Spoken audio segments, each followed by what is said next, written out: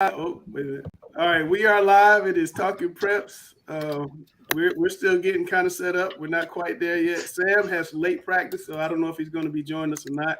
I really think he's scheduling late practice because he got beat so bad on the game show last week, so he didn't want to have to take on anybody this week. I think he doesn't want to he's covering for his cheating Friday night. There we go. There we go. We're going to talk about that too. Let's see. Now you guys clown Alex all the time. My man got his screen up, his lights up. Preston. I don't know what the issue is here. Preston. There you go. Got the iron up. There we go. He got his flannel on. Alex ready. I like it. I see. Hey, that's a game face right there. That is a game face. You hear Alex, me? are you frozen or you just you staring us down? You can see the light. Oh, don't worry. I'm not frozen tonight. I'm as hot as all get out. And I can get rid of the background right here and bring my iron on too. No. I'm going to be hotter than Dale Ross was with that hot sauce last week because we got a lot of stuff to talk about tonight. I am hot about the way DJ McFadden is being treated. Okay. All right. Well, before we get to that, we're going to get to this.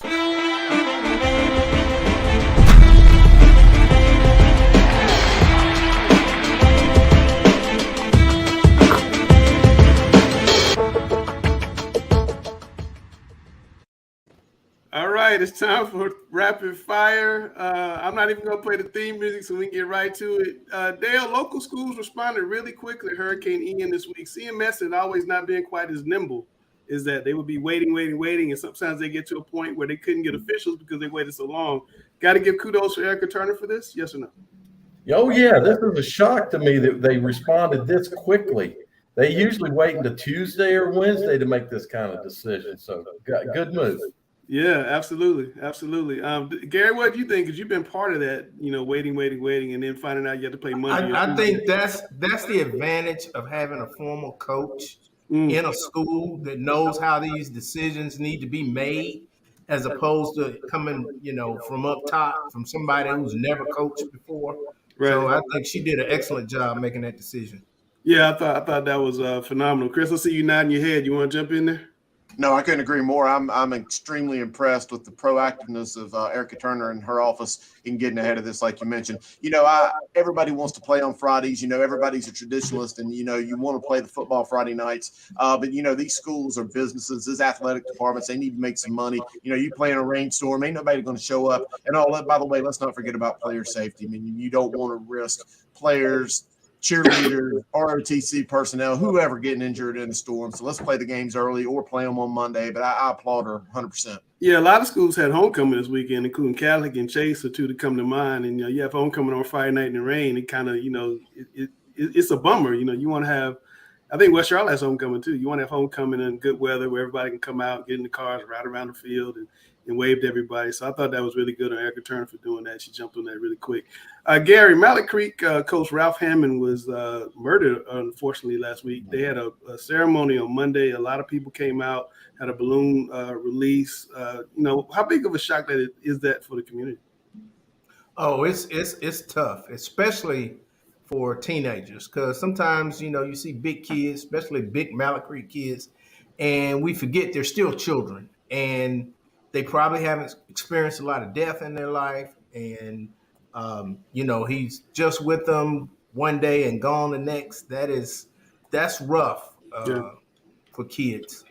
Yeah, Coach Hammond was just 56 years old. He was not only was he a coach, but in the offseason, he would let the kids come work out at his house. He was a big part of that community over there. Coach Palmieri talked about him. All the coaches that have been over there talked about him. And another thing with that, being the fact that he was a volunteer. Yeah.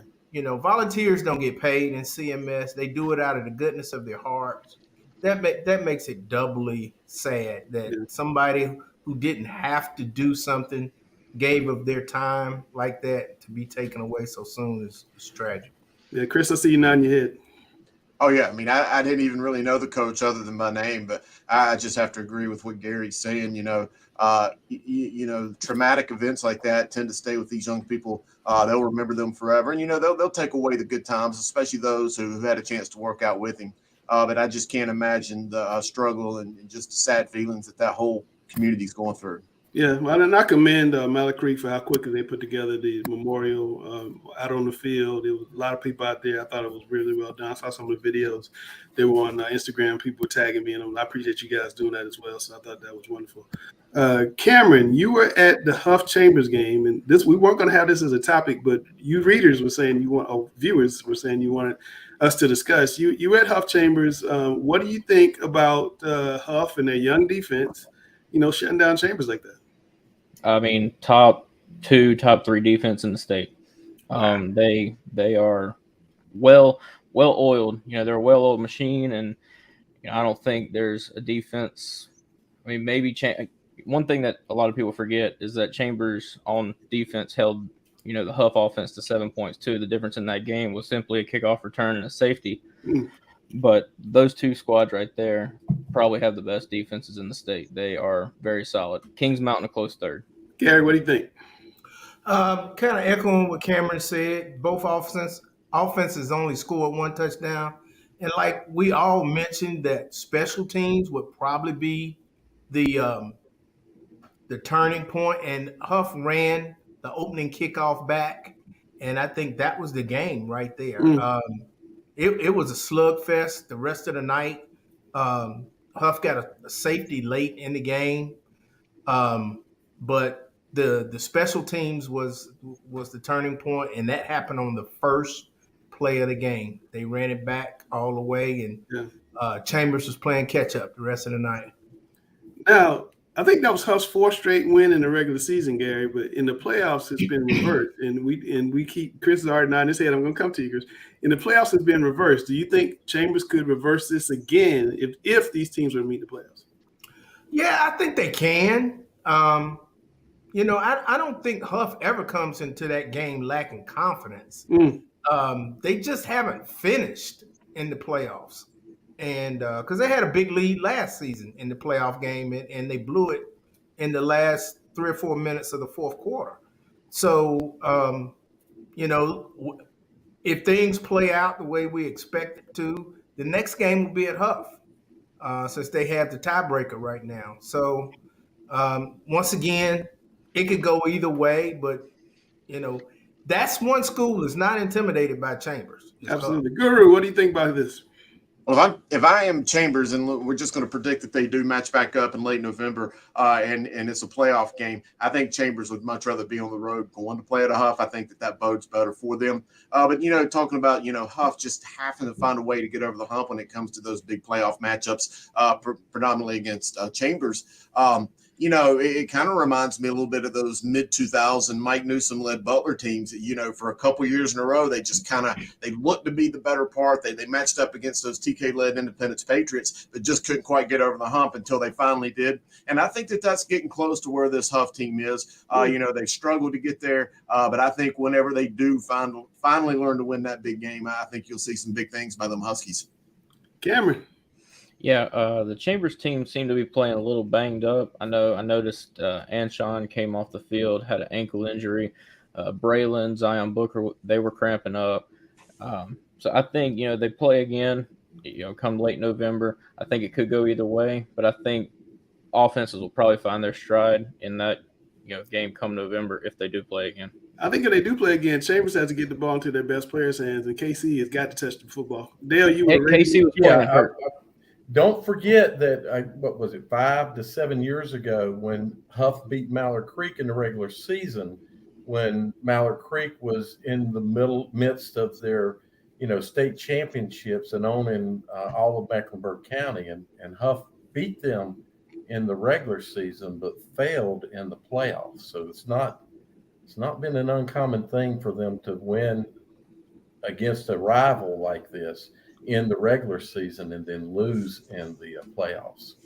I think Huff's probably tired of hearing about that. I want to ask about Catholic and Independence. Now, Gary, Independence was winning 35-28. There were about 90 seconds left to go in the game. They were inside Catholic's 40-yard line. In this situation, as a coach, you probably run. I don't think Catholic had any timeouts, maybe one. Run the clock out, maybe punt it down there, and they don't have much of a chance to win, or the chances are very small. DJ McFadden went for the jugular. He went for the big pass over the top. It was intercepted. Catholic ran it back near midfield, went down and scored. It went for 2 and won the game. DJ took full responsibility after the game, but what do you think, hearing all of that? Well, I just heard about the conclusion today, and even though I saw the highlights Friday night, I think it's a learning experience for Coach McFadden, but at the same time, I think Independence can be recognized as one of the best teams in town now. I wasn't sure they were In for town real. or in the state? Well, if you're one of the best in Mecklenburg County, that makes you one of the best in the state. That's all I'm saying. That's all I'm saying. Exactly. Yep. Alex, I know learn from it. you've been chomping at the bit to defend your boy DJ, so go ahead. I'm going to defend DJ McFadden to no end on this, and I'm going to call out everyone who is percolating in the cesspool of iniquity, trying to turn education-based athletics and make a mockery of this situation right here. DJ McFadden did exactly what he should have done. And what we're seeing here is we're seeing all the haters who hated on DJ McFadden as a player when he had to follow Chris Leak and Joe Cox and said that he couldn't get the job done. He only won 2 state championships himself.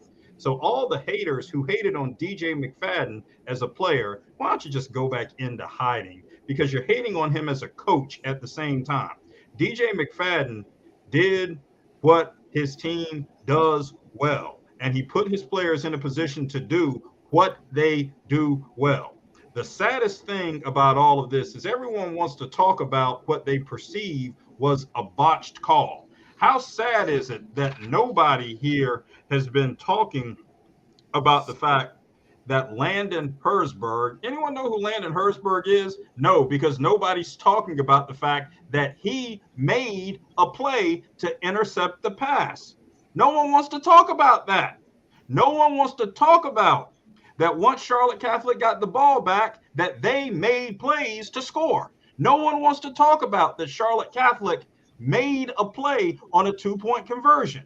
Nobody wants to talk about how DJ McFadden, in exemplary leadership, showed his student athletes that it's their responsibility to do what they do well in a situation. He put them in a position to do what they do well, and somebody else made a play. I am sick and tired of all the haters who are trying to come after DJ McFadden, who is an exemplary leader of young men. This is the same hatred to which DJ McFadden was subjected when he followed Chris Leak and Joe Cox at Independence. And I just want to say for the record right here, for all the haters who had it out for DJ McFadden as a player, Mr. McFadden finished. Yeah, that's Mr. McFadden, just like Mr. Newman, by the way.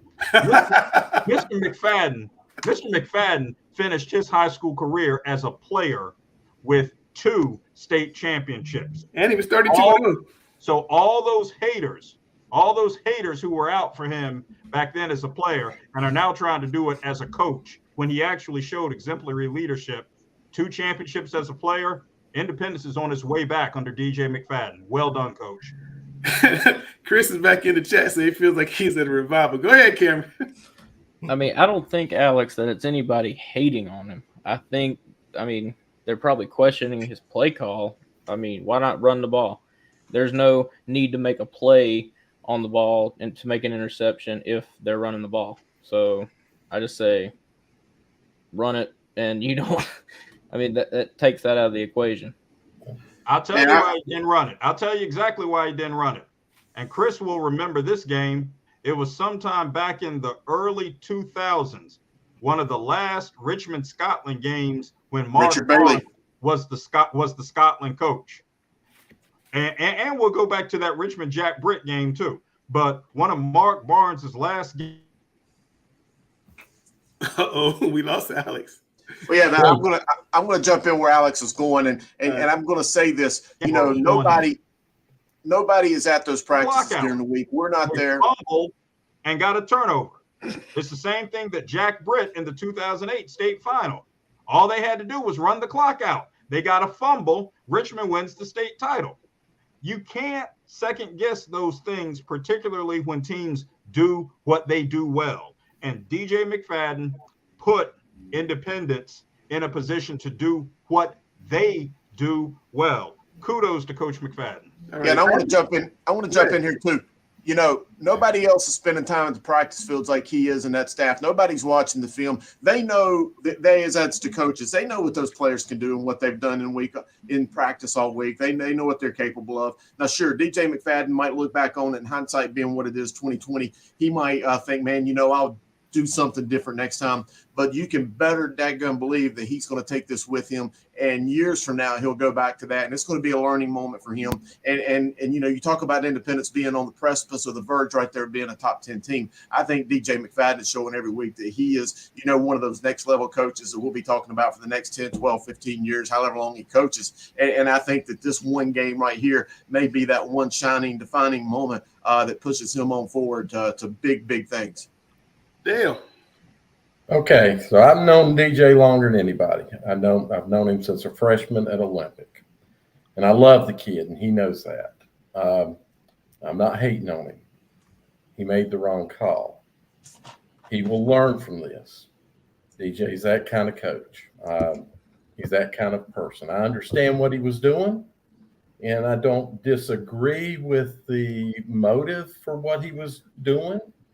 But sometimes, especially as you're building your program and you're looking for that signature win to help bring that program back up to where it was at, you have to do the things to get the W. But not hating on him. I've never hated DJ. I always loved him. All right. I want to hear from our offensive coordinator in the room. What would you do, Grace, in the same situation? Yeah, I think, you look at the situation. I think, with his team, he's built that team around the sophomore quarterback, Justin Little. He is one of the best quarterbacks in the city, one of the best young quarterbacks in the state. I think with what he has available to him, you take that opportunity. I think, coming into the game and clearly by you guys' picks, everyone thought Catholic would win. You're in a situation in which you're really the underdog. I look at it as in that situation, you want to play I declare war than poker. If you're playing poker against a team like that, you feel like the house may win. If I'm playing I declare war, if I'm taking that shot, making a 50-50 chance to win, and I get that chance to win and I make that play, game's over. I think he took that position. He wanted to go and have support with his quarterback and say, I believe in you. I trust you. And we're going to make this play. It's going to pay dividends down the road because his quarterback knows that my head coach has faith in me and I'm going to make that play next time. All right. Well, I gave Gary and Dale a little homework. I asked them what Charlotte-Mecklenburg conferences should look like because we had a discussion last week about West Charlotte and West Meck being 2 3A teams in the best 4A league in the state. And I still don't think that's fair. So I asked Gary and Dale because they're two of the people I know to follow high schools the longest. And Gary came up with his idea, and Dale came up with his idea. And if you guys out there have comments, drop them in the comments. We'll put them on the screen. There you go, Gary. Okay. I thought about what are the ways that we could do it that would be equitable. And first I said, well, what about we have one conference for football and then one conference for basketball? But when I got to thinking about it, the conference that tends to dominate football also dominates basketball. So I said, well, we're going to have to break up that combination. So what I looked into is the ADMs of all the schools in CMS. The only numbers I could find were from last year, so they don't include Palisades. Of course, Palisades is created from Olympics, so it doesn't have Olympics current numbers. So I kind of did it that way. We have 3 schools in the school system that have over 3,000 students.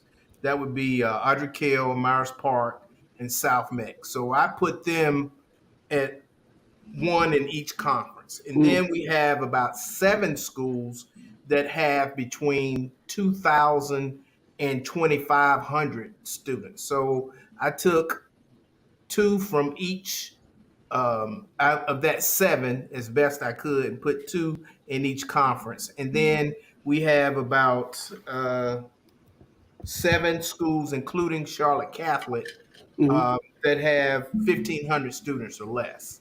Okay. And then I filled it in that way. I couldn't consider rivalries because there's so many rivalries that you couldn't accommodate everybody. So I think nowadays every CMS game is a rivalry. Almost, it's kind of gotten to that point. Let's take a look at Dale's list. Let me find Dale's list.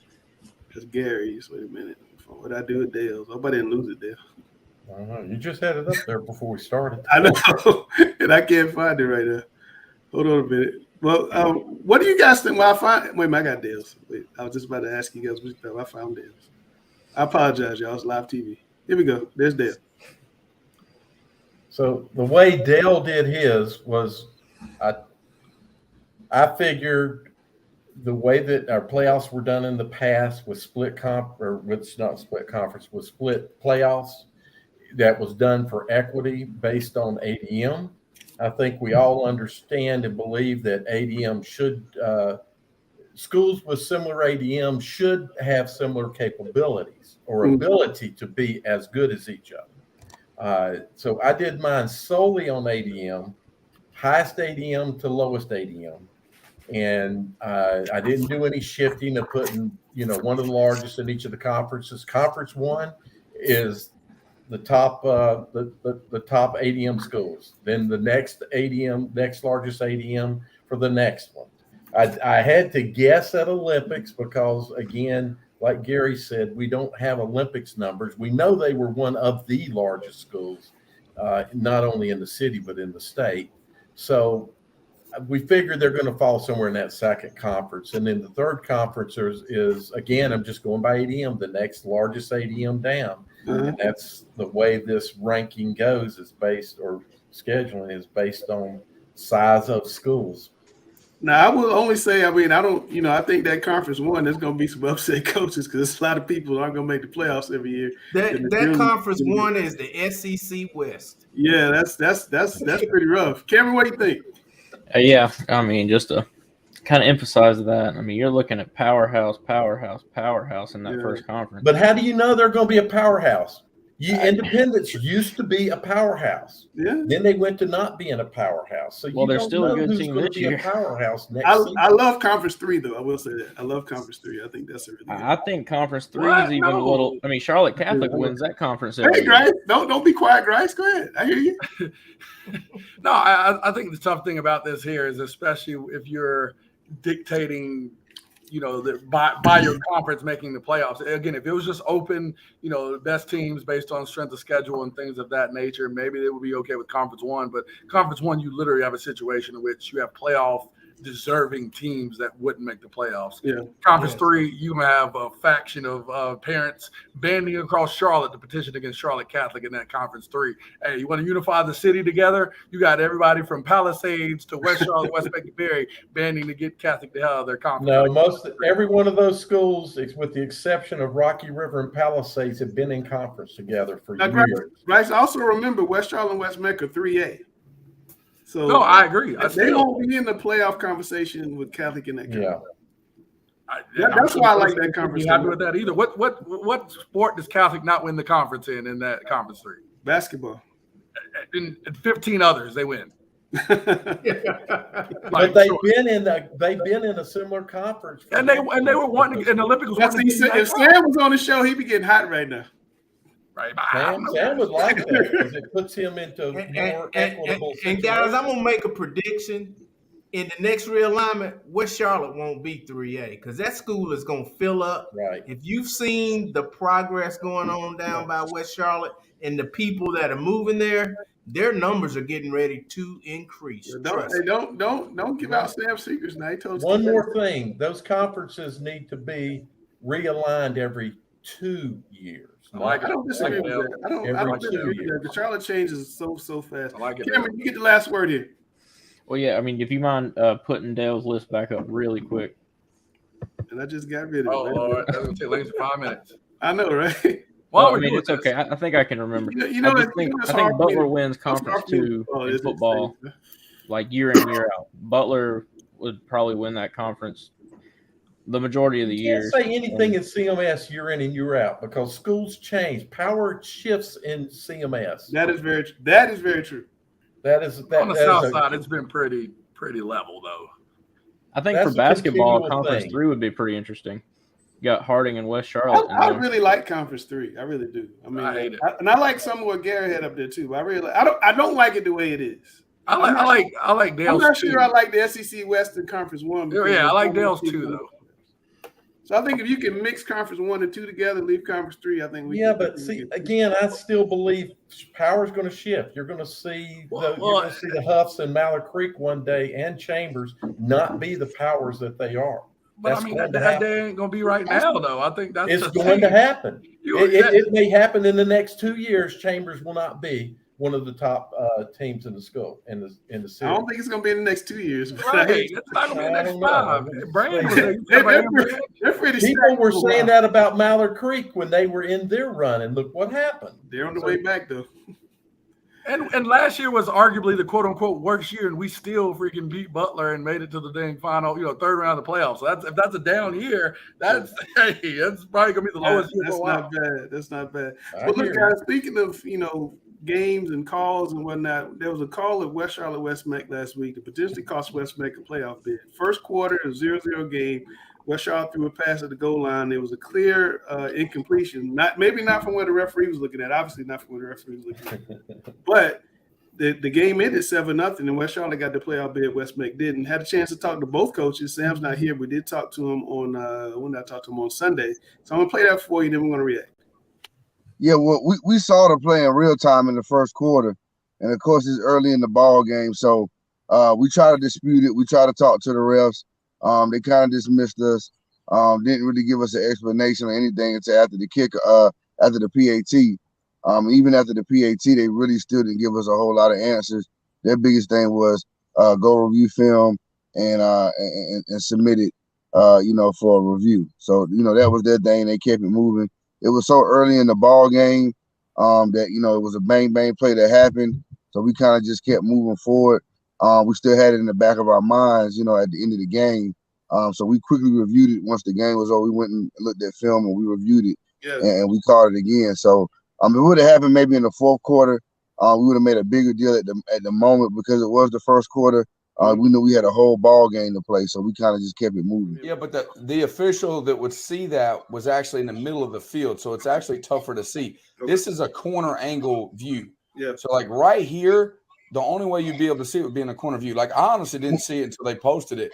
When you watch it on film from up top, you can't, like if you turn in game film. So this is our thing, Sam. So as soon as it happens, we know it's happening because we hear on the headset, our guys up top see it happening clear as day. So they're hollering in the headset to me, what's going on. The side judges has the same view or a better view than I have. So he actually can see the play. So he can see that it's happening. And it's a controversy because they don't automatically call it a touchdown. They're looking at each other because they're talking, and he sees it, and we're yelling at him, and he's like, hold on, I got it. I'm gonna tell him what's going on. Next thing we know, it's a touchdown. All right, Dale, we have a referee problem in the area, in all areas. There's not enough referees. They get abused, and Grice can probably talk to us because he's a referee on the weekend.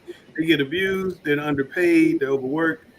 But I know you want to have more referees to avoid situations like this. They had a 5-man crew, they had a 7-man crew. Maybe they don't miss that call. What are your thoughts here? There's nothing that can be done. The game's done, and West Mexico will have to probably go 2-2 to get a playoff bid. So let me say just a couple things. First of all, if we actually had a side judge in that game, we did not, because we only had a 5-man crew. Yes. Coaches need to learn the officials. We had a wing official, but not a side line official. Yeah, that might have made a difference because people are in different positions. Officials have different areas of responsibility that they have to look at on the field, and because of where they're at and where players are at, and just so many things can play in that they can miss something like this. I do want to see 7-man crews, but I recognize that we can't even have that discussion right now until we get more officials. We don't have enough officials. Even if it came out this Friday night or this Thursday night and said, okay, we can have 7-man crews, we couldn't fill it. So problem number one is we've got to address the number of officials. If we can get to that point, we really do need 7-man crews because of, not just because of plays like that, but because the athletes are faster. They are more athletic. They're bigger. They're stronger. It's harder for officials to see everything with the game speed that we have. So we need more officials now so we can have 7-man crews, and we need officials that are healthy, not having officials that are out there that can't run around, because we have that situation. So we need to address it. It's a big issue. Grace, you seeing this thing, every day almost, this official problem. I have 2 questions for you. What could we do to increase officials? 2, could we have 7-man crews deeper in the playoffs when there's fewer games? I think first, you talk about what could you do is just spreading the word and recruitment. I think that was, kind of one of the things that became a joke at the beginning, but something I seriously wanted to do on the weekends to increase my knowledge of the game, and 2, just kind of give back to the game that, has given so much to me. I think that would spread the word. We do have a lot of young officials. Actually, post-COVID, we have a lot of young officials who've come out there and even been, put themselves into these spots of Thursday and Friday night. The officials or the crew that was there is actually a very experienced crew. The White Hat actually is one of our trainers. Again, you talk about knowledge of the rules. You talk about someone that understands mechanics. He is one of the best guys that we have. Looking at it and with my understanding, and kind of Dale alluded to it there with talking about wing officials, it seemed just to be the perfect blind spot to where, again, you're inside, it looks like it was inside the 10. You've got a wing official whose view is obstructed by the defensive player. The ball hits him, and it looks like the umpire, who didn't immediately signal touchdown, was in a tough position where he seemed obstructed from the view of it as well. And I think, I can understand the frustration, but I think the one other piece that we talk about, this was a first quarter play. I think that because of how the game went and everything like that, people are pointing to this situation. I never want to be in a situation where I want to point or make light or say, hey, well, this is the reason why we lost. It's unfortunate. I think it's just a situation in which, a call was missed, but people got to understand referees are human too. And without the advent of review, I don't know that we'll be able to kind of rectify these situations. So it's a tough spot. We've all been in there. I think, without delving too much into it, I know I've been in that situation, in the game in my past where it wasn't a touchdown. It was clear as day to see, and it was missed. So, the biggest thing you can do is keep playing and teach your Sam made the comment, Coach Beatty made the comment that if it had been later in the game, he'd have been more adamant about it. One thing coaches have got to understand, once the call's made, right, I was about to say. You can get a 50. There's no review, but it's really not much more you can do. Nothing you can do. Sam is not gonna like this, but he ought to get a trophy to whoever holds it. And it be neutral for 1 year. Neutral for 1 year? Huh? Yeah, let it be neutral for 1 year, even though it goes down in the state as a West Charlotte win. Well, again, West Mac can go 2-2, and I think they would finish 6-4, and that would probably put them in 5-5. Is going to be a little dicey, but I'm pulling for them to do that. I hate for this thing to happen to any team like that. Max Preps did tag me in a video today of the same type of play that happened in, I think it's Texas. It was a longer pass, but the same thing. The kid obviously dropped the ball. He actually rolled over on top of it, jumped up, and they called a touchdown. So as you guys say, these things do happen a lot. All right, Alex, moving up into your neck of the woods in Garner on Friday night, Scott Chadwick and Coach Clayton, old friend of the show from Myers Park, beat Garner 49-0. And Garner coach Thurman Leach would not shake hands after the game, and he also instructed his players not to shake hands, even after the parents on Garner said shake hands. He felt like Coach ran the score up on him, even though Coach said, I played my backup quarterback in my bench in the second half, and it was 42-0 at halftime. I'm going to play the video that some of the parents put on Facebook, and then I want you to respond. Offensive line in this deal, 42-0.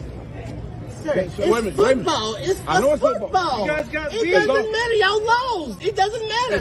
It's poor coaching. That's what it is. I'm going to tell you what it is. It's poor coaching. I mean, the fact that you didn't get in until 8 minutes ago, man. I don't care. Give him his hands. You're I've never seen anything like that in my life. I don't care. Wait a minute. No, what is going on? This what it says. This what it says. This what it says. It's poor. This is not right. That's not right. Those kids. You gotta teach them. You gotta teach them kids that right there, yo. That's not right. That's bad respect for these kids right there. Y'all don't teach those kids that right there, man. And my son, because y'all lost 49-0. Come on, bro. All right, it got a little ugly after that. I don't even want to show that part. But Alex, your response to seeing what happened in Garner, Do you feel like Coach Chadwick ran the score up? Do you feel like Coach Leach handled that correctly? We're not going to talk about running up the score. Everyone's got their own opinions about that. We're not going to talk about shaking hands or not shaking hands in a post-game handshake line. Everyone's got their own opinions about that. Obviously, someone would do the same thing in these COVID times. Everyone's got opinions about that. We're not going – I mean, we could talk about that all day. I am going to say one thing about this situation. This altercation never should have happened. It is imperative for everyone to acknowledge the 24-hour cool down period to be afforded coaches, student athletes, and parents after any type of situation, which might warrant discussion if there are concerns, as there obviously were in this situation. So should there be discussion about this? No question. Absolutely. But the observance of the 24-hour cool down period is imperative in this circumstance and any other circumstance, and a confrontation of parents with student athletes, coaches, whomever outside of team buses minutes after a game left is a recipe for disaster. There were absolutely no winners in this situation whatsoever. Whether anyone feels the score was run up or not is moot. Whether anyone feels that the coach should have instructed his players to shake hands, that's moot right now.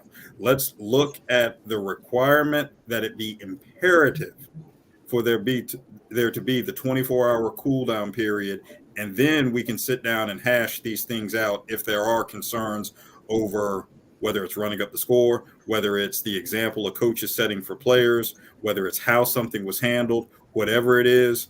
But there were no winners in this situation. This reinforces the absolute imperative nature of the 24-hour cool down period to be respected.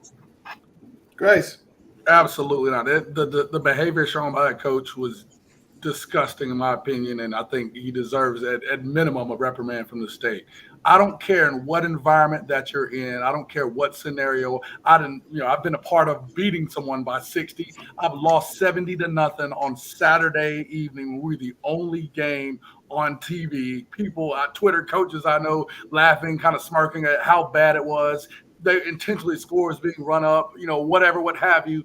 I still shook everyone's hand, looked in the eyes of every single coach and said, good game. You're going to be on the good side of this and you're going to be on the bad side of this. And for this coach, one, to not shake the hand of a coach. We know Coach Chadwick, first off. Let's start there. We know he's not been a part of that, and he's been on the winning and losing side of games. And to not shake his hand, and then even more so to instruct your players to operate in such a manner is not the leadership that we hope that we have from coaches within the state here. It's something to me that's despicable. I don't care how you feel. I've had coaches that I've wanted to fight. I'll say that. I'm sorry if that gets me in trouble. I've had coaches I felt that strongly about, but I'm going to look you in your eyes, shake your hand, and say, good game. This sport gives us too much, and we go through too much to prepare for a game. You've got to respect your opponent in every scenario to shake their hand and say, good game. That's unacceptable to me. These are two coaches that I've known personally for a long time. Coach Thurman Leach played football at Fuquay, was a great player collegially, has been a coach at Garner since 1989. And, that's been such a proud program. And Garner was such a standard bearer for 4A football for a long, long, long time. Obviously, we know about the state championship in 87. And then Coach Scott Chadwick, of course, we're very familiar with him here. So I know that they're both class human beings and class football coaches. I know that there's a lot of frustration in Garner. That's just not the program that they used to be. They're used to being on the other side of those 49-0 wins, and they've won a lot of 40-plus blowouts over the years. So, I want to go to it this, though. Yeah, the confrontation with the parents afterwards, unacceptable. I hate to see that. I hate that something like that gets put on social media because that is just not good for high school football. But I'm also going to tell you what's not good for high school football. High school football is a lesson, a teaching tool, an avenue for players to get from point A to point B, whether it's to play collegiately or to learn the tools and trades of being a good human being, to be a good father, a good worker, a good employee, a good student, whatever the case may be. And as a coach, you're supposed to be the one out there leading the way and showing those players how to be those good men. And that's, to me, is just not the look you want to look. You want to show 49-0, a 42-0 score at the half. They only scored 7 points in the second half. That is nowhere near running up the score. To me, I hate it. But you know what, it is what it is. But I'm more concerned with the lesson that he's showing those kids. Again, I've got the most respect in the world for Thurman Leach, calling him a dear friend. But you know, I just hate it. I hate it happened for everybody. So Grice and Chris, both of you, great words. It's a sad situation. And what happened that we saw from the social media, I'm not even going to comment on that because I think that's irrelevant to what was being asked here. At the end of the game, you've got to acknowledge your competitors. You need to teach your players to acknowledge your competitor. And that's done through handshake. That's the way that we do that. We all know that Scott would not run the score up. We all should know that the first half of the game is you're going to do everything you can to score and play ball.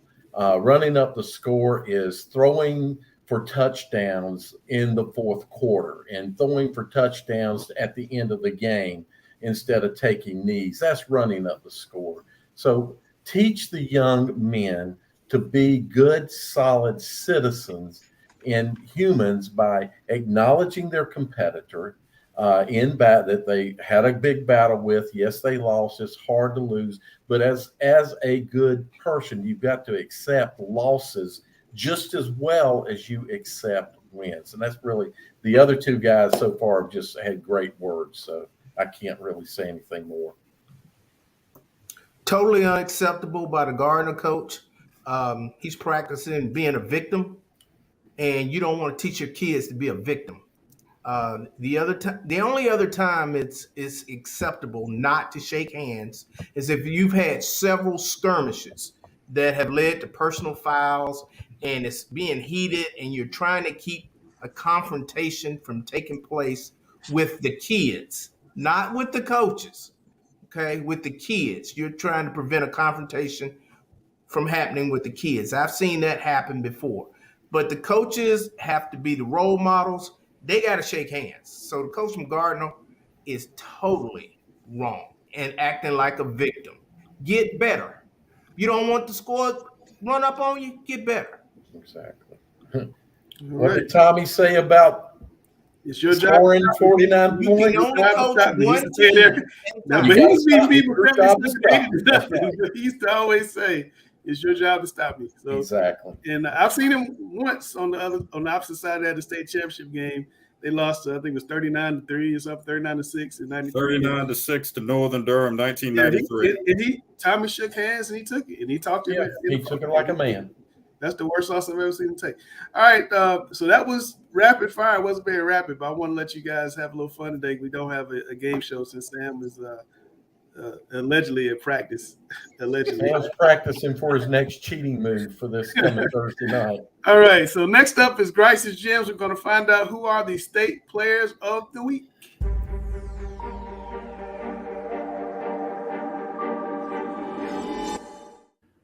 All right, my man Grice, can you believe that we're going into week 7 of the high school football season? And hey, we got a lot of guys that got the call for Grice's Gems for week 6, but here are some of the best in the state. We're going to go all the way down to Cumberland County, my own neck of the woods of Southview High School, taking on my Douglas Bird Eagles and my man Rashad Dockery. Look at him, 13 carries, 176 yards, 3 touchdowns, and a 62-0 win over, again, my Douglas Bird Eagles. It's not 2007, 2008 anymore, Coach Grice. What do we see?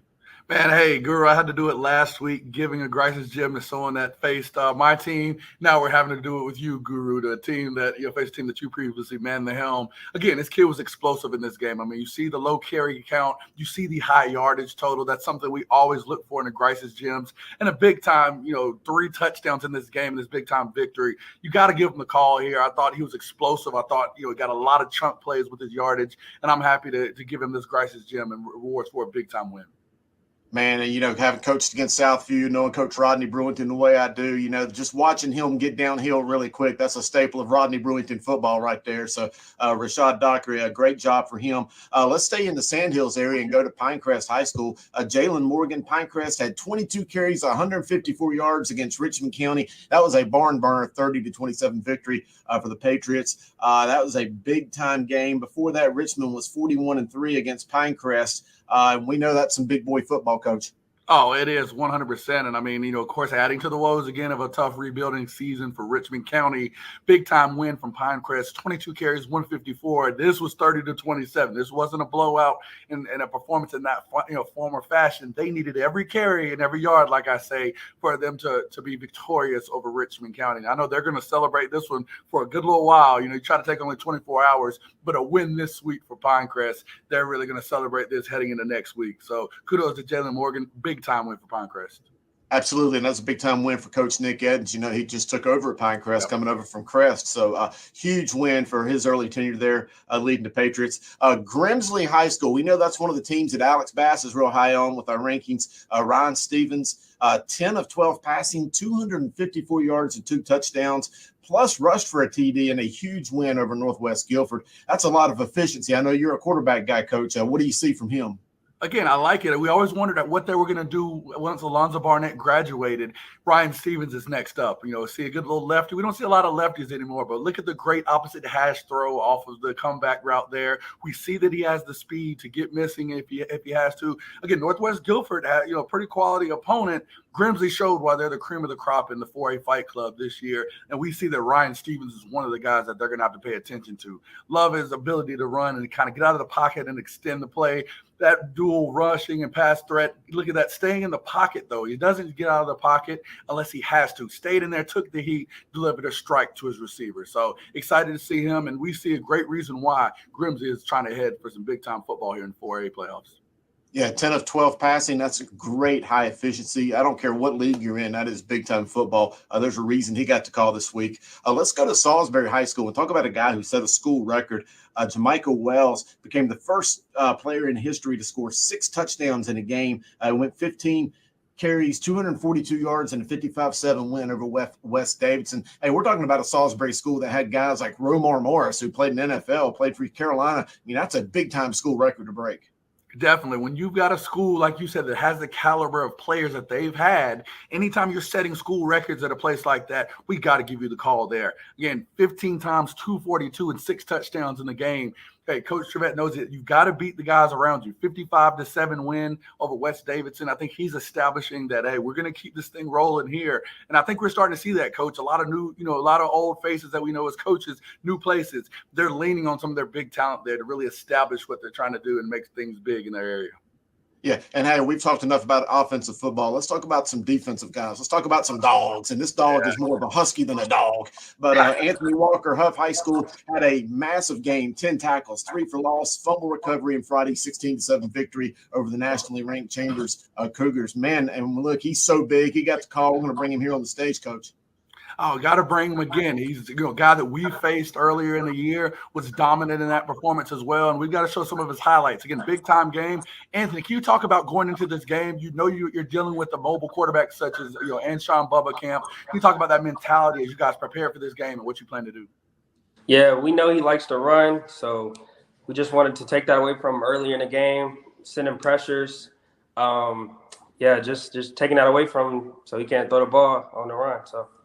Oh, agreed. And again, that's one of the things I've told Langston and Greer early this year. I think, you guys being young on the defensive end, I thought this, Coach Chachi Sullivan, the defensive coordinator, this has been one of his, kind of finest works. And I think he's leaned on some young talent like you and, some of the other guys that we've talked about, Samari Matthews in the secondary, and things of that nature. So, can you talk about, again, a lot of the hype in this game was, can you guys slow down the offense? I think you guys did a good job. I mean, what do you think were additional keys that helped you guys to really make sure that you could put the clamps on that explosive offense?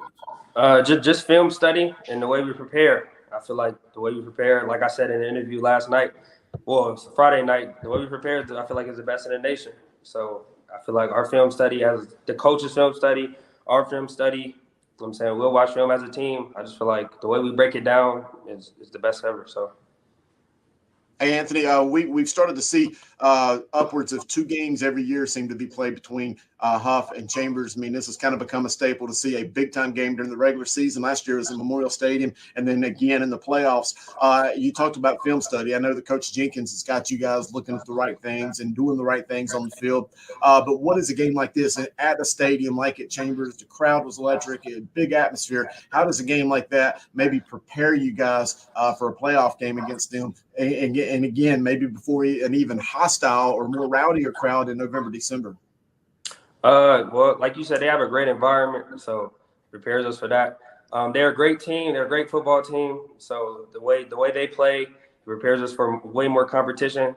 I just feel like they're preparing us to dominate. So we had a good game this one. The next we're on to the next. I believe it's West Meck. And we got to prepare for that just as we did this one. For sure. Sorry, go ahead, Coach. Yeah, I just want to talk about that. Going forward again, you've got big win here. You've got Mallett Creek, down kind of in the horizon. Them coming off a bye when they play you guys. What are you looking forward to the rest of the year? And again, we knew last year you almost got there. You lost to the regional championship. How far can this team go? Coach Jenkins has been putting emphasis on finishing. That's just what we have to do. We're just looking forward to keep dominating. So we got to finish. We didn't get to do that last year, so that's just what we've been putting emphasis on, and that's what we're going to do, and that's what we're going to do. So, well, Anthony, I appreciate you getting on here with us in Grice's Gyms. Coach Grice calls it the 4A Fight Club for a reason, and you see it. There's no weeks off in this conference that you guys are in. So get ready for the year, prepare for each team, and we look forward to having you on again. Yes, sir. I appreciate it. Thank you. Yep, absolutely, Coach Grice. Again, you are picking some good ones. That phone keeps ringing, and here we are. Oh, great. You know how it goes. Hey, guys, if you think you had a great performance on Friday night, feel free to DM me at Coach Jay Grice, DM at Observer Preps, DM at Langston Wirtz Jr. Let us know. As we always say, if you ball, you're going to get the call. Yeah.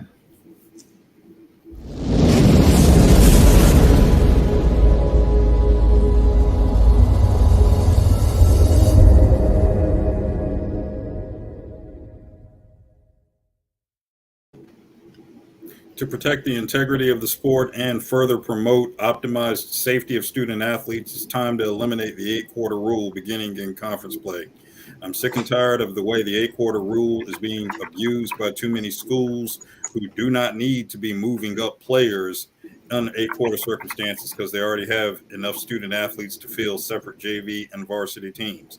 Now, as for the teams who use the 8-quarter rule legitimately, the non-conference season, 5, 6 games, whatever it is usually, or 4 games in some cases, is enough time to figure out exactly where you are numbers wise.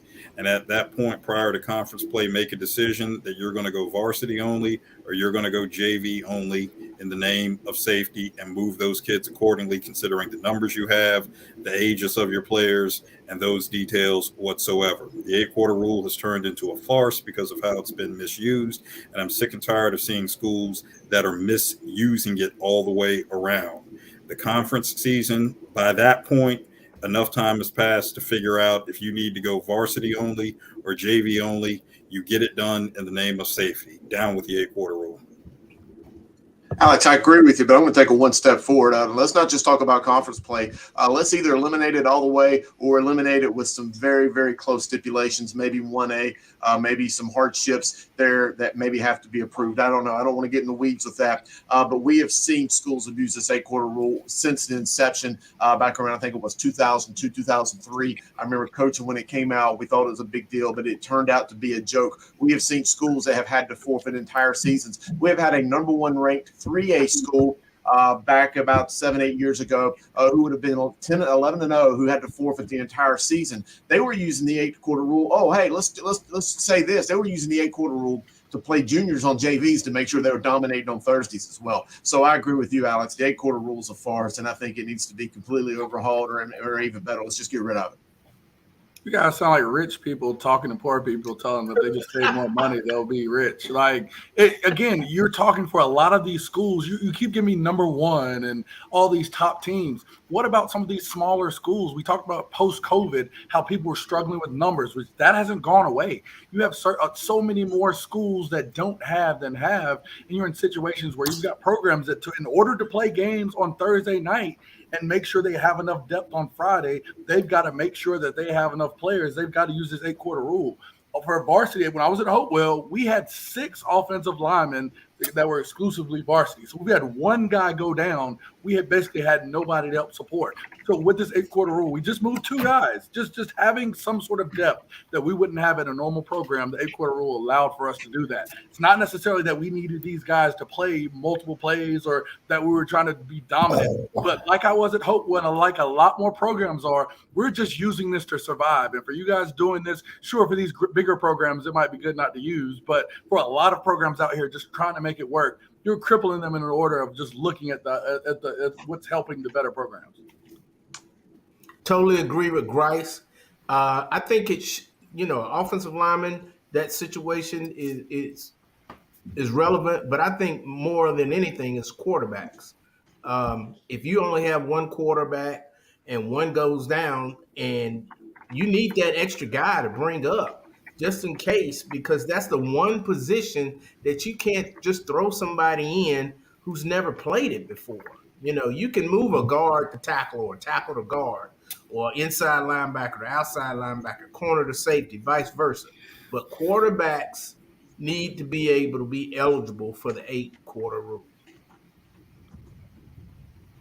Oh, didn't know you were coming to me. Yeah, I like the 8-quarter rule. I do believe that any of the issues that involve bad apples, people abusing it, that's because we let it get where we don't police it. We don't have the right procedures in place, the right policing, just period. And I've seen it abused myself, but I believe that there's too much value in it. And Gary just hit the nail on the head.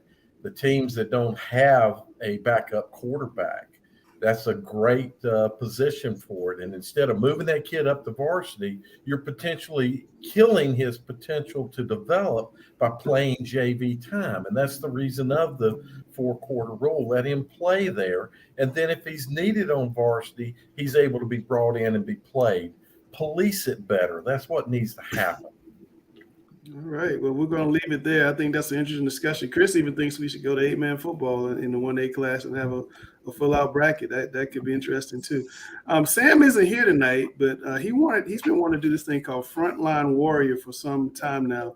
He doesn't think linemen, he played lineman when he was playing. He doesn't think linemen get enough publicity, and I do agree with him. And so we're going to do a Frontline Warrior every week. And if you're out somewhere in North Carolina, you don't have to be in Charlotte. You can be anywhere, Raleigh, Durham, Fayetteville. What do you always say, Guru? Manio to Murphy to Manio. Murphy to Manio. Anywhere in the state of North Carolina, you can be on Frontline Warrior. So for week 1, he sat down with Providence Day. Let me find it before I try to. Oh, this is a warrior here. He sat down with Providence Day's Tyson Moore. It's pretty cool. Here we go.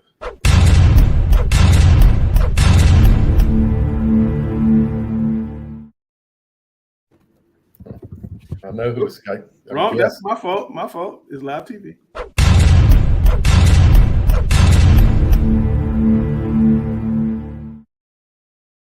I did it twice. I apologize, y'all. This is it. Right, too.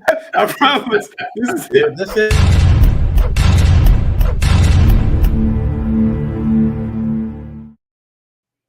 Super excited to welcome Tyson Moore from Providence Day. Come on in here, Providence Day, Tyson Moore. This is going to be a new segment we're going to do every week. This is going to be my favorite segment. It's going to be the Frontline Warrior, guys that don't get enough attention, the guys that really win football games. And this guy did an amazing job past game. Talk a little bit about it, Tyson. We just had a great game plan going into the game Friday night. We practiced all week on our jobs and our assignments, and we just made sure we were all ready to play as a group. Yeah, I mean, you guys did a phenomenal job. Grading out of 96%. I mean, to grade out of 96% as an offensive lineman, you have to play literally a perfect game, and it looks like you did that. And we got a lot of your run blocking highlights on here. You know, I know you're great at pass blocking as well, but I love being able to see offensive linemen move people against their own will. There's something about that. That's what speaks football, and that's exactly what you're providing to your team. I mean, I think this play right here is where you drive this guy probably like 15 yards and just take him for a ride. Look at this. Literally just keep going. If the whistle doesn't blow, you would have took him to the stands. That right there is what Frontline Warrior represents. And that's an amazing job. You do a lot of that, you're going to have plenty and plenty offers to go. How big are you, Tyson? I am 6'3", and I am 275 right now. That's a really, really big offensive guard. And looks like you're really strong in the weight room. What are you power cleaning right now? I'm power cleaning 290, 300, that range. Are you serious? So, does Chad Greer really, really lift with his team? That's what we need to know. Yes, he does. Is he a beast, or is he kind of like in the weak man's group? I mean, I usually see him bench a lot. He don't do much with the leg. He does the pretty boy lift still, but the cleans, he kind of shies away and just yells at everybody during that time. Yeah, mainly. I love it though. His intensity speaks volumes. I know that he loves when he sees you guys on the front line doing the job that you're doing. But I just really appreciate what you're providing for your team, because you don't get picked up on the highlights whenever they start talking about at the end of the day. This guy had 6 catches for 120 yards and 2 touchies. You do the dirty work inside, but this is what wins football games. Frontline Warriors, and I appreciate your time, Tyson. Thank you. Thank you for having me. No problem. All right, I think that's really cool because linemen don't get enough love. So we're going to do it every week. Again, if you're anywhere in North Carolina and you think you should be featured on Frontline Warrior, DM Charlotte Preps on Twitter or Instagram, and hopefully we can show on real soon with Sam. And hopefully that can be, one of the staples of our show, just like Fresh Faces has become one of the staples of our show. Now it's time. That guy blocked somebody like he was Notre Dame blocking Carolina. Sir. He is a beast. He is a true beast on the field. He's really good. He is very, very good. All right, Grice, you get your water during the break? Oh, we got it right here, baby. Ready to go. Ready to work. All right, it's time to find out who Grice is ranked as the top 16 guys in the countdown for the North Carolina Player of the Year.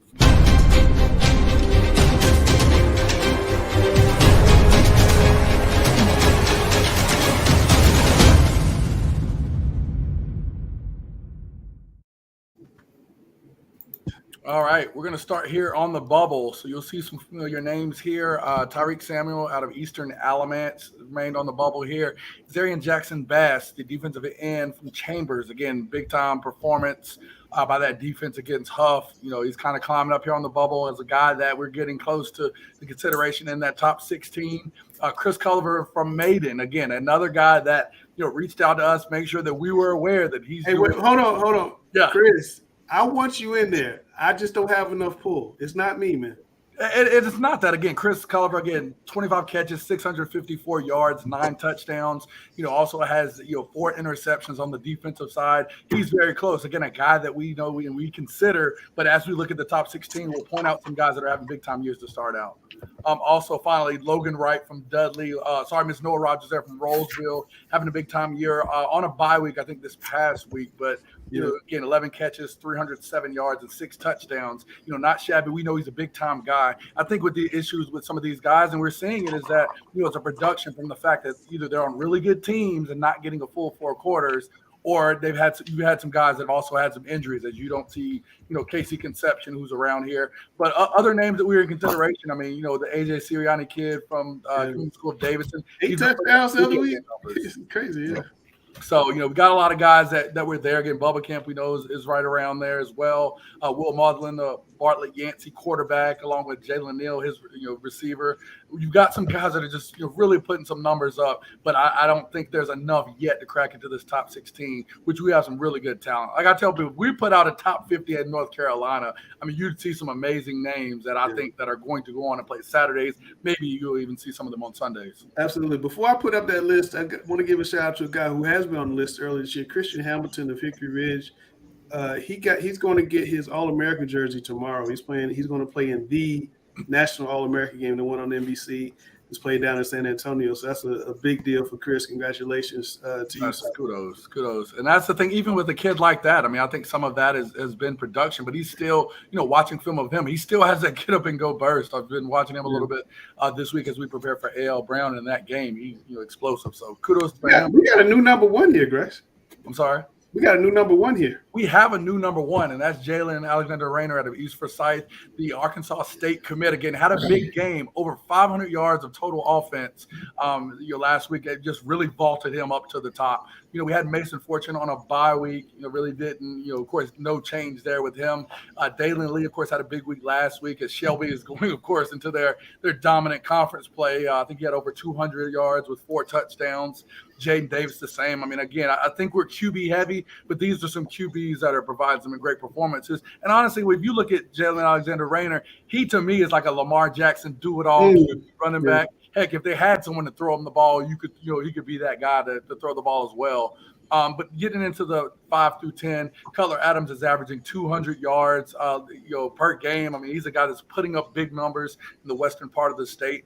KJ Sampson from New Bern. New Bern was on a bye last week, but again, he's top in the state in sacks. I think at 12, a guy that's really wreaking havoc on those teams. They talk about they haven't played a lot of guys. They beat the Amari Commodores out of Virginia. I think that's the top 5 team. People were kind of comparing them. It's like a Highland Springs level, quality team up there. So New Bern is a pretty good opponent or a pretty good team in that 4A Fight Club. KJ is one of the reasons they're on that defensive line. Yeah, got Folger Boaz. That guy's continuing to do great things. I think last week, he had a big time game. I think it was 30 of 39, maybe for over 300 yards. Again, following the footsteps of his brother Jefferson Boaz. So I think you put a big target on the back of your former number 1, Luke Bailey, last week. He had a tough There match. is a big target, and I think that's I think he really didn't have a ton of yards. We saw Butler kind of post that out as far as saying, hey, we did a good job stopping him, and that's going to be something for them going forward. I think they've got a Mooresville team that hopefully he's able to get some yards this week, but had a tough week and really was the reason for that precipitous drop down to number 8. You go into 9, Nathan Leacock from Millbrook. Again, they had you're preparing for this big week against Heritage. He's going to be a guy, one of the top receivers in the state. Big time performance from him is going to be needed. He has 840 yards and 13 touchdowns. So again, I know Culver was talking about his numbers, but we've got some guys with some insane production that are ahead of him.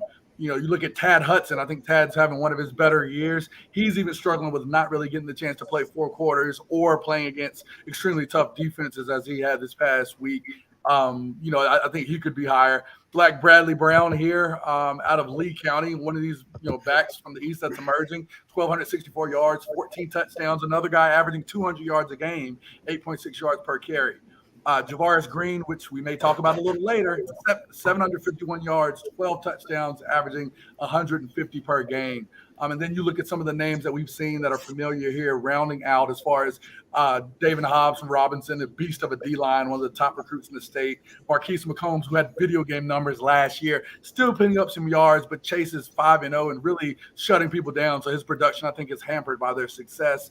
Jamal Jarrett out of Grimsley, I think, following in the steps of Travis Shaw as a dominant defensive lineman for one of the best teams in 4A. And finally, stepping up into our top 16, Zay Bridges out of Shelby, one of Dale Lee's favorite targets. Again, a do-it-all guy. You talk about a guy with 659 yards, 12 touchdowns, 300 or so yards kick returning, even adding 100 yards or so with punt return. So one of the Swiss Army knife do-it-all guys that we know is one of the better guys that has been so for a few years now, creeping into this top 16. So we've got a list chock full of talent.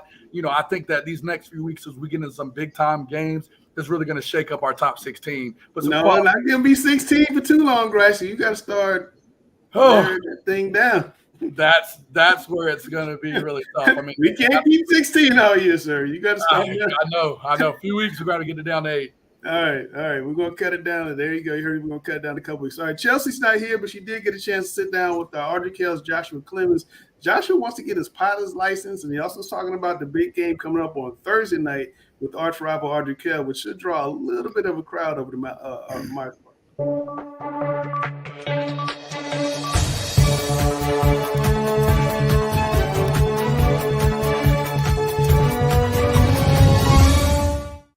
This week, I'm interviewing class of 2023 football player from Audrey Kell High School, Joshua Clemens.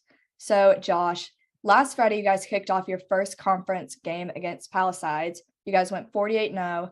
Kind of give us a recap about that game and your performance also. On defense, our linebackers and D-line just made it easy for the secondary. Me personally, when they threw the ball, I had 2 pass deflections and a couple of tackles, and we just played great as a unit on offense. Our O-line just did a great job blocking for on run plays and pass plays. Our running backs did a great job running the ball, and our quarterbacks and receivers did a great job in the pass game. And on special teams, our kickers did a good job kicking, and we did a great job covering on kicks and returning kicks. And our coaches had a great game plan. For sure. Great win. And looking on to next Friday against Myers Park, what's the expectation for that game, and how have you guys been preparing for it? Yes, Myers Park is a great team. They have a great coaching staff, and they historically have a great team. And this year they have a great team. But we just have to stay focused every single week. We just have to prepare like we've been preparing. We just have to have a great week of practice, and we have to study film, and we just got to trust our coach's game plan and just have a great week of preparation for this week. And I expect it to be a tough and physical game, and it'll be just a good SOMEC 7 game. Absolutely. And Joshua, last season, Audrey Kell finished first in the conference. Can we expect the same this season? And how are you guys pushing towards that? Yes, conference championship is definitely one of our goals, along with the state championship. To achieve both of those, we just have to stay focused, go 1-0 every single week, and we just have to stay focused on the task at hand. With hard work, we can go anywhere. We have a lot of talent on this team, and we can achieve a lot. We have great coaches, and we just have a great team overall. We just have to stay focused week in and week out if we want to achieve those big goals. For sure. And Joshua, this is your senior year with Audrey Kell. Tell us about the leadership role you picked up with the team. Yeah, I've definitely tried to become more vocal this year. We have had some great leaders when I was an underclassman, and I've just tried to pick up tactics that they used. Like Cedric Gray was a great leader when I was a freshman, but I try to attend all the JV games and just support those guys because they'll be our future varsity players in a couple of years. This past week, we had this thing called the Future Nights when elementary schoolers come and they come to our practice and watch our games. And when I was a Future Night, I looked up to the varsity players, and I just want to be a good role model for those guys. And I just want to be a great locker room presence and a great teammate. Absolutely. And speaking of leadership, one thing I saw in your Twitter bio was that you're a National Honor Society member and also your academics. So kind of tell us about the balance between being a student athlete on the field and then in the classroom. Yes, academics are very important to me. I like to stay balanced because it just helps me keeps me focused, and I just like being balanced. And outside of academics, this summer and this fall, I've had an opportunity to fly, and I've always wanted to be a pilot since I was a little kid. And I've had an opportunity to work towards a private pilot's license, which will allow me to legally fly by myself. So outside of that, I've just been pursuing that when I'm not playing football or in the classroom. I love that. And finally, do you have some unfinished goals for yourself this senior year? And if so, how are you preparing for them? Yes, personally, I just want to be the best teammate and just the best player that I can be. I just want to give it my all every single game. Senior year, I only have 5 more guaranteed games, and I just want to give it my all because you never know. I just play every game like it's my last one. And as a team, we just want to go 1-0 every single week, and we want to end goal as a state championship. And another personal goal is I just want to be named to all conference and all state. And yes. Absolutely. Well, best of luck your senior year. And again, this Friday against Myers Park. Thank you so much for hopping on. Chris, Chelsea's getting so good, man. She is. I was just making a comment. You know, I had worked with her beginning 2 years ago over with Dina King and all the guys at NC Preps, and to see what she did with us last year and today, now that she's a senior, I mean, she lacked so much confidence in the days, but she is nothing but confidence now. She has done a great job, and I see a bright future for that young lady and whatever it is she pursues. Yeah, she has really come on. If you want to get on Chelsea's World, you can just DM Chelsea Simple on Instagram and Twitter. Jalen Rayner, we are looking at you, but we got to get you on. I heard you watch the show, so we got to get you on with Chelsea. Hopefully next week get you on because you're number one in Mr. Football right now. So the season start right now. We be coming to see you and giving you the award. Let me see where am I at on my thing. We're on Alex's Big Ten games. Alex, you ready? Absolutely. Let me find your theme here. Maybe that's right. I've been bad today on my theme music. I got to find it. Alex Rankin.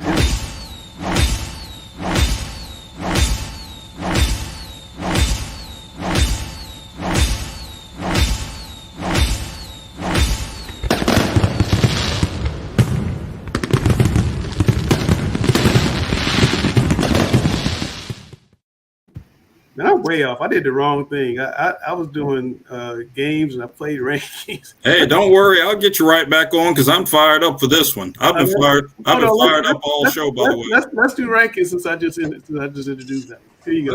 Let's do rankings right now. There you go. All right. For all these rankings, and I'll say this once, this applies to all the rankings, there were a lot of conferences that had buys last week. So we don't see a whole lot of movement.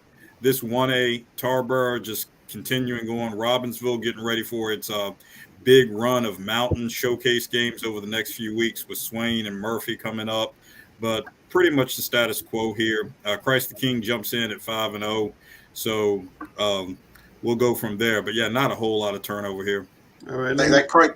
That Christ the King team, they got that big game against Pine Lake Prep this week. That's right. They've got a couple young men on there that I've been looking at, some juniors that may need to pop into our fresh faces. That's going to be a big challenge for them. That may be the biggest game in their existence, in their young 2 or 3 year existence. Wow. Coach Trotter. All right, Alex, 2A.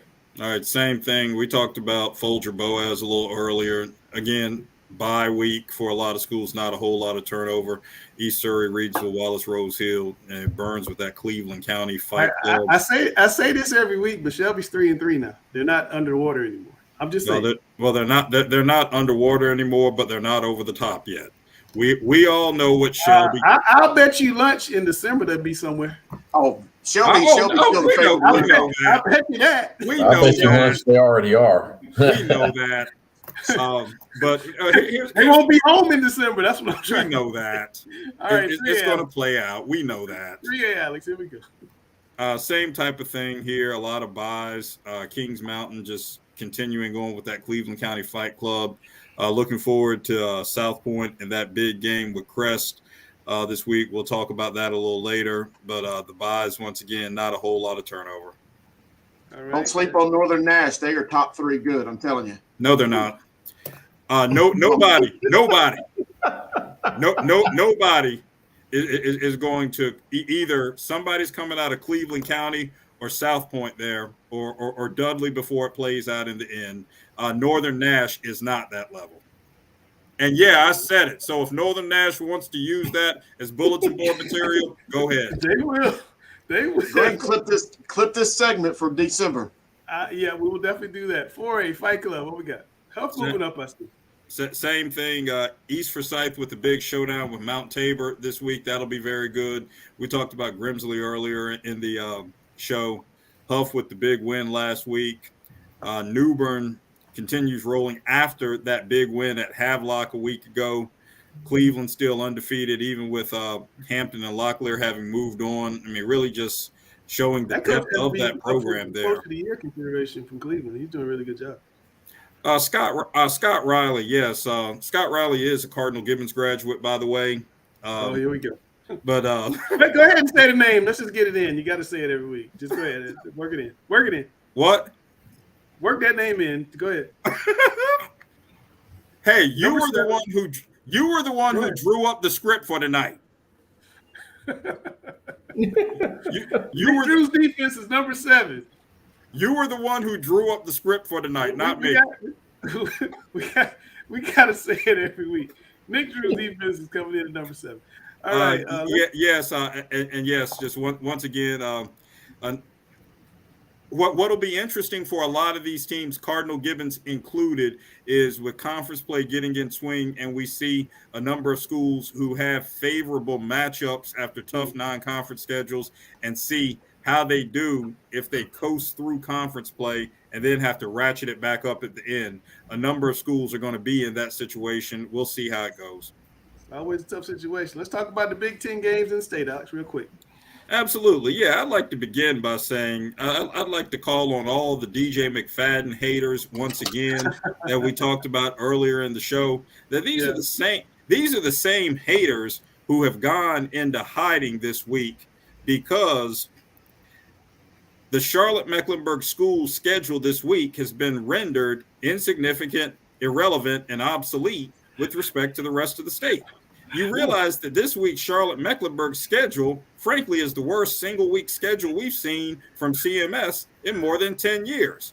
Now, we'll go ahead and acknowledge Olympic and Palisades, since the Olympic coach called out Palisades last week on the show. So we'll acknowledge that because of the historical significance of it.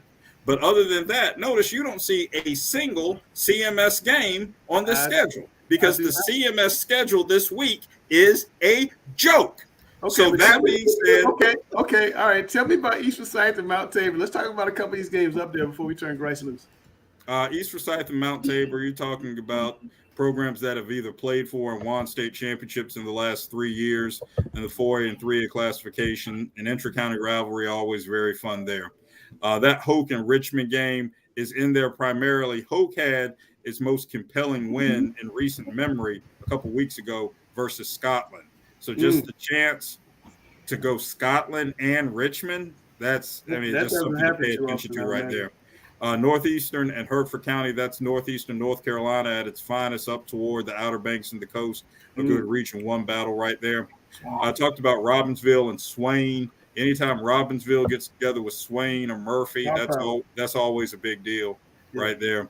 71st and Cape Fear down in Cumberland County, two programs which generally find themselves in the mix at the right times. The same thing we see with Asheville and AC Reynolds, longtime rivals playing at the 4A level now.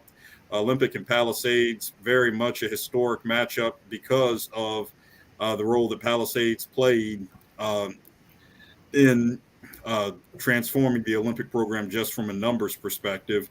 Wake Forest and Knightdale, that's the second Northern Athletic Conference 4A game, along with Heritage and Millbrook, which we'll talk about in a little while. Just solid competition right there, but we got those two games to talk about. Olympics program was not transformed because of Palisades. So Palisades got no varsity players from Olympic. But then again, the program still was transformed because of the depth impact that it had. No, it didn't have depth impact either. A program is transformed, not necessarily in the first 2 years of school. We need to have like a segment every week. 3, 4, 5. The significance of this game is it's the first battle of Steel Creek. Yes, so you need a trophy. It's got to have a trophy. Like Sam has. It needs a trophy, and Olympics going to win the trophy. Come on, Dale. We got to put you on that, Dale. Yeah, that's right. Hey, I wouldn't bring another trophy into a game. We had a trophy in a game last week, and a school got robbed. So no. We got cheated. Here we go. Here we go. All right, it's time for the very best color analyst in North Carolina to do his thing. Grice is going to break down the East and West of North Carolina games of the week.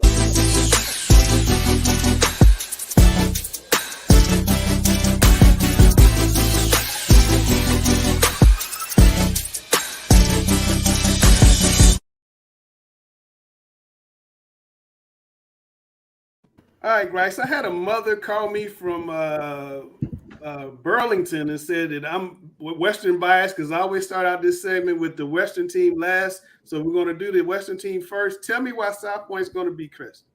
First off, we had to choose this game again. This is one of the best games around here. Again, two top 10 3A teams. We chose it last year and got an overtime thriller with the battle of Mari Adams and AJ Riley. This one's going to look a little different this year, but not from the South Point end. South Point's going to win if they do what they do. I mean, they run the football. The new face, enter in Cam Medlock, averages 130 yards per game, and now you have freshman quarterback Patrick Blee, who steps in the role that Cam Medlock actually held last year. He's averaging 90 yards per game. So again, we know South Point's going to run that wing-based offense, keep the ball on the ground, and only throw in case of emergency in 3rd and 75. So again, if they don't get in 3rd and Charlotte down there in Belmont, they're going to run that ball and do what they do.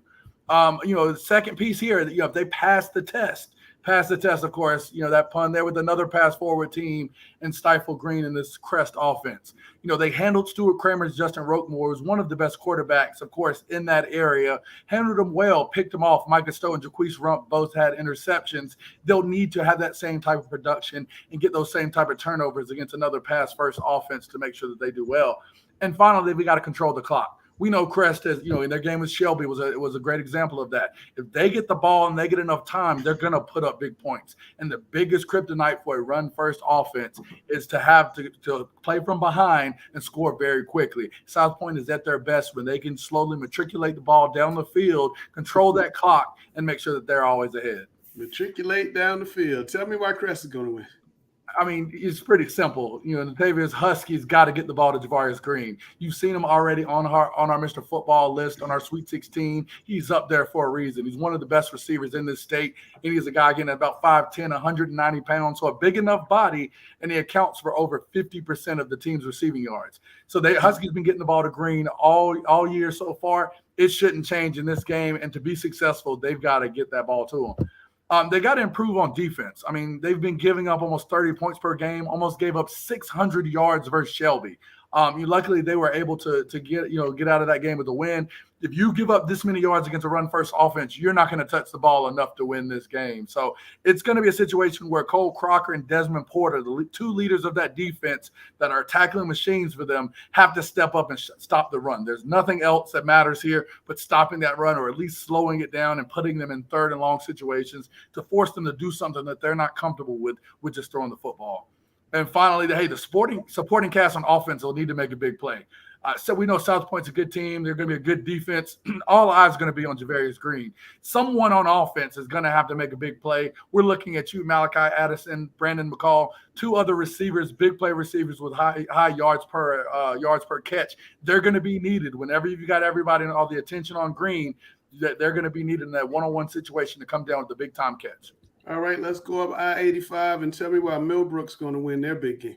There's no question. This is the best game in the state this week. I have a Western game on here. If I only had to have one, it would have been Heritage and Millbrook. No disrespect to South Point and Crest. I'm excited for this game. Again, Millbrook in this situation will make it 2 in a row if that Fortune Leacock connection continues to thrive. Like we talk about with Husky and Green, Fortune has a guy, Nathan Leacock, who also, both of these guys are on our Sweet 16 Mr. Football list. They're two guys that they have to be able to have a big-time game here against another potent offense in order for them to be successful. Second, they've got to force Heritage to be one-dimensional, and that's saying something. Even with Lex Thomas, with the NC State committed quarterback, Heritage at their best when they're doing well, they want to run that football. They want to get chew up the clock and then use Lex Thomas to get big chunks in the air. So if we can force Heritage to be in pass first situations, force them to throw the ball a lot, that's something that they don't do a lot. And while they may be successful, I think it's something that will help them or help Millbrook to be able to make big plays on defense.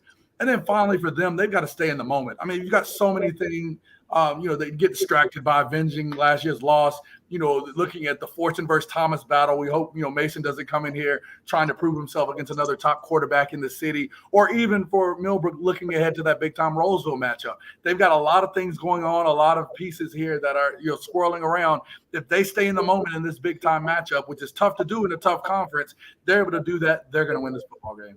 All right, let me pull up my other one. You can flip it for me. Yep. Heritage wins this football game. Again, if QB Lex Thomas, similar to what I said last week, if he has the best performance in this game, again, he has running backs, he has guys that'll help him on the ground, but he's got to use his legs to make plays when things break down, but also get the ball to big play receiver Tavares Carter whenever he gets that chance. So he's going to need to be their best quarterback in this game, which is going to be tough because we've seen an excellent season from Mason Fortune. Lex has got to show why he's going to NC State.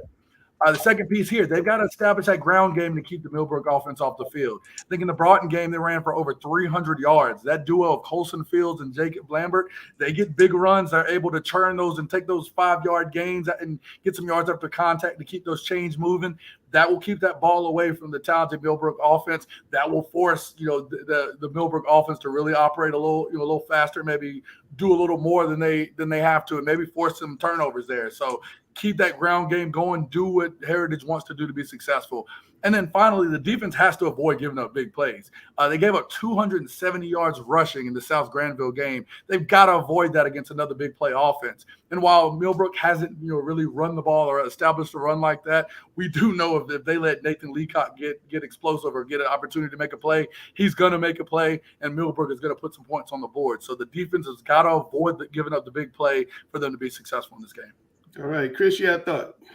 Hey, I didn't have anything on Grice's games. I mean, Grice is so thorough with those. I mean, he broke them down so great. And this is a little bit off the script, but I know we haven't been given the private schools quite the love, but I did want to throw it out there that I think one of the most compelling games in the state this week is Charlotte Christian. They're 4-1 heading over to Georgia to play Rabun Gap and Akuchi. Rabun Gap, they're 4-2, but they've played a powerhouse schedule, played Baylor High School over there in Chattanooga. Trey Horn's one of the best football players I've seen just for Rabun Gap. And then Kyron Jones, the running back for Christian. Don't forget, Jason Estep has dominated high school football in the private school ranks, and I just don't think they get enough credit. I wanted to say something about that game this Friday because it's a big one. Yeah, that is definitely going to be a big game. In Providence Day, Rabun Gap, and Providence Day, Charlotte Christian, there's going to be 3 humongous private school games. We're probably going to see some type of replay in the playoffs, which is going to be one of the better playoff runs in all of the state. Once we get champions coming from those. Hopefully, Charlotte Christian isn't beset by too many distractions. Oh, here we go. It's time for Fresh Faces. This is Chris's favorite part of the show.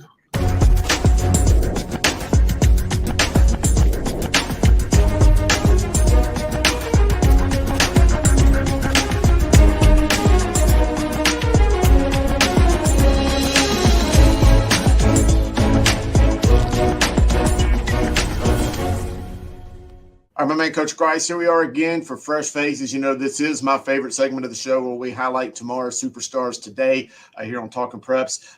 Let's start here in Charlotte at Hickory Grove. Anthony Hawkins.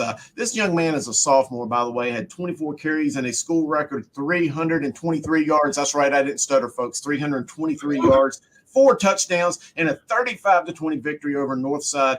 Man, that is big time. That's the 21st all-time game in Mecklenburg County, and we know the stars that have played in this county, Coach. What do we see? I mean, we see a guy that's just a dynamic player, looks a touch undersized, but he runs hard. And I think you see just him bursting through tackles where it's a lot of guys that don't want to make a tackle against him. And he's taking full advantage of that by getting to the end zone. We talk about that was his 21st all-time in Mecklenburg County history. He's tying a name for you. He's tying Catholic's Elijah Hood. Anytime you're in that category, I don't care who you're playing, you deserve to be a fresh face that we recognize. Again, he's not just doing it here. That was a big-time game. He's averaging 193 yards so far this year, and he's making sure he's taking care of business. So we're glad to highlight Anthony Hawkins, and he's a guy you guys need to know. I'm going to tell you what, Coach Grice, look at those uniforms, the same school colors, everything. And, I know today's players, it's not going to resonate with them. But I'm going to tell you what, it takes me back to like 1992 or 3. He looks like Jerome Bettis, the way he gets behind those guys and goes. He looks like the bus. So there you go. Put that on Twitter, folks. Anthony Hawkins, the bus. Hey, let's go to East Duplin High School. Kate Kennedy, East Duplin. We know they're an Eastern power. 20 carries, 180 yards, 3 touchdowns. That's a team that's won 4 straight games. On defense, the 6'1" senior is averaging almost 9 tackles a game, 1.5 sacks a game. That's Coach Battle Holly football. He's the son of the legendary Jack Holly. That's big time football, Coach. Oh, it is. And I got to say, this kid's been, he's been hitting me up every single week. Kid's been doing it every week. And I'm glad that we're able to highlight him as a fresh face. I love his aggressiveness on both sides of the ball. I mean, again, averaging the 8 tackles per game. He's averaging over 1.5 sacks, during, each game. He's a guy that's going to get to the quarterback on the defensive side of the ball. His pursuit is relentless and unmatched. And I think it translates over to the offensive side of the ball. As he runs that ball with reckless abandon. And if you're going to tackle him, you're going to pay for it just as much as he's going to dish it out to you. And that's one of the all-time great stadiums in North Carolina. You're right there on top of the field. The fans are right there on top of the action. That's great football. Talk about a school that used to have another big-time stadium that was like right on you. The fans were right on you at Maiden High School. And now they play in the posh Tom Brown Stadium that's just a huge mecca of a field. But Wesley Thompson at Maiden, he's a transfer quarterback, by the way. Friday night in their 27-17 victory over, I think, previously undefeated West Lincoln. He was 20 of 26 passing, 310 yards, 3 touchdowns. You're a quarterback guru coach. What do we see from him? Oh, he's got a great arm, and he's a transfer from Ashe County. So knowing that he came up in an air raid system, we know he's a gunslinger that's going to get the ball. We talk about all the time, big-time receiver Chris Culver out of Maiden. You get good reason why he's continuing his success. Quarterbacks want to play with guys like that. This one might be one of the best iterations they've had in a while, though. Yeah, I love the efficiency there, 20 of 26. He's a kid. Look at his stature. He's able to stand in the pocket, find his guy, and deliver that ball perfectly to a guy to make a big play. And again, that's Wesley Thompson, the biggest little football town in America there in Maiden, North Carolina, Maiden. You got to love Coach Tom Brown, the late Tom Brown. He get on football Friday night and say, how about them Blue Devils? Great football town. All right, Coach, and finishing up, we're going to bring it right back here to the Queen City of Providence High School. Billy Wilt, bad boy Billy, has 15 tackles, 1 sack in the game. And, boy, looking at the film right there, look at the circle right there. He gets downhill quick, nose for the ball. Let's see him get out of his break. Boom. What do you see about him, Coach? I love the block destruction. Again, as an inside the box linebacker, you've got to defeat that fullback. You're playing Catholic. You've got to defeat that lead blocker and make the tackle. Love to see that from him. You're playing a team here. You're going to get a lot of chances to make some tackles and really register those numbers. And I love the fact that he's going to get a guy and eliminate any additional yardage once he gets contact with him. And look at him right there, coaching up his other linebackers and other defenders right there pre-snap. I like him. Great vision, great nose for the football. Anytime you got a player who can be a coach on the field and lead a team in tackles, I don't care what league it is, Pee Wee League, NFL, whatever, you get 15 tackles in one game. That's big time. Oh, big time. No question about it, Guru. All right, again, this is why I love this segment, Fresh Faces. We're highlighting the Mars Stars today here on Talking Preps. If you are a fresh face, how can they get in touch with us, Coach? Oh, you got to reach out at Observer Preps, at Langston Works Jr. Feel free to reach out to me at Coach Jay Grice, at Guru Chris Hughes. Let us know if you're a fresh face and the world needs to see you. I love this segment because we always show the best guys at the right time here on Talking Preps. All right, man. You see the three of where's Sam? We got Gary. Hey, Gary. Look at, he don't know how to sit right. Look at, he's Gary, not ready. Come on, man. Hey, the 3 of us in the 3 shot. We know what that is. It's time to lock the door. Lock the door. Welcome to another edition of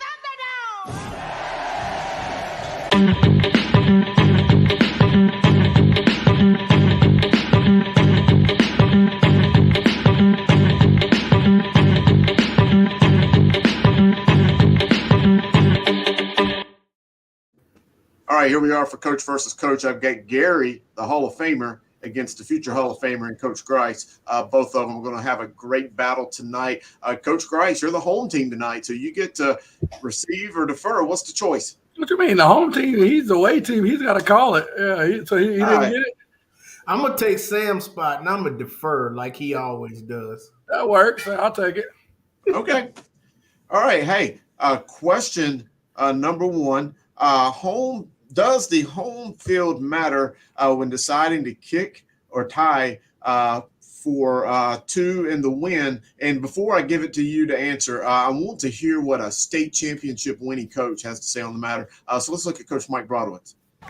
Well, I mean, right now, the way we were playing, our PAT field goal has been a little inconsistent right there. And, yeah, really, truthfully, after Marvin Ridge last year, when I first time I ever decided to settle for an extra field goal, I said, this time I'm going to put it to the guys that just worked their butts off out there and put it their hands. If we can't get 3 yards, as Coach Oda used to say, then we don't deserve to win. The seniors said, let's go for it. And I said, hey, it's their team. Let's go for it. All right, you're up.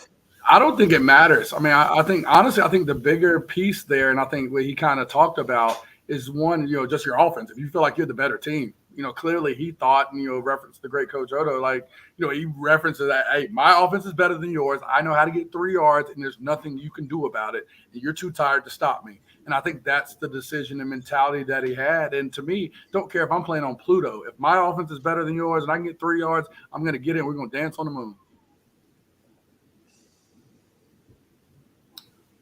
Well, I think home field definitely doesn't matter. I think you look at the momentum of the game.